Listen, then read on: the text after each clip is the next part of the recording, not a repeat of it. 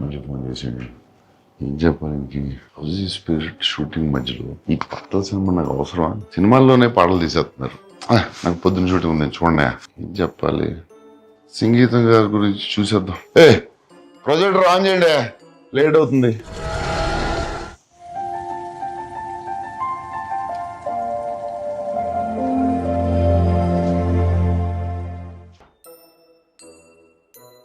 Hello Nagi, come to my room. Sir sir, నా వాయిస్లో మీకు ఏమైనా ప్రాబ్లం ఉందా? ఏం లేదు సార్, చాలా బాగుంటుంది సార్ మీ వాయిస్. డీప్ బేస్ అంతా బాగుంటుంది. నాకు పాటలు పాడడం రాదనుకున్నాను.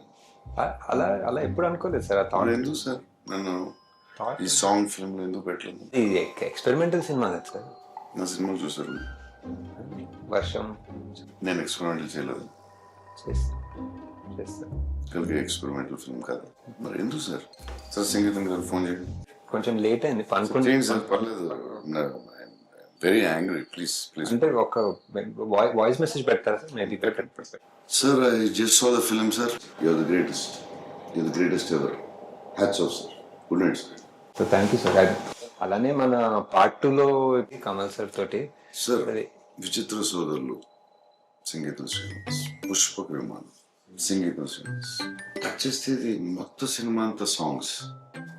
ఎలా సార్, ఆయన ఎలా ఆలోచిస్తారు సార్? అలాగే సార్, సాంగ్స్ మనం చేసేటప్పుడు మామూలుగా ఒక ట్యూన్ వస్తుంది. ట్యూన్ వచ్చి తర్వాత లిరిక్స్ రాస్తాం. లిరిక్ రాసి డైలాగ్ రాశారు, డైలాగ్ లిరిక్ రాసి ట్యూన్ చేశారు. It's very confusing sir. Sir అదే చాలా చాలా ఆలోచించి, అదే కల్కి కూడా చాలా ఆలోచించాను సార్. కల్కి ఆలోచించి ఇప్పుడు నెక్స్ట్ మంత్ మనం ఒక 10 days అదే రిహర్సల్ టైం ఇస్తే మనం ఒక సార్ ఈ సాంగ్స్ ఫిల్మ్ లో సో కొరియోగ్రాఫ్ ఎలా చేశారు? ఇది ఆయన మైండ్ ఎలా పని చేస్తుంది అసలు? అది ఏంటి మైండ్? అది genius sir, genius. No doubt. One of a kind అంటే మన కల్కి కూడా సార్. కల్కి కూడా వన్ ఆఫ్ అ కైండ్. ఇంకా చాలా చేస్తాం. ఇప్పుడు పార్ట్ 2లో చెప్పేదానండి గారు కూడా ఫస్ట్ ఆఫ్ ఇట్స్ కైండ్. సంగీతం గారికి ఫోన్ చేయండి, నేను పాట పాడతాను. Sir action sequence next. So that sir please sir.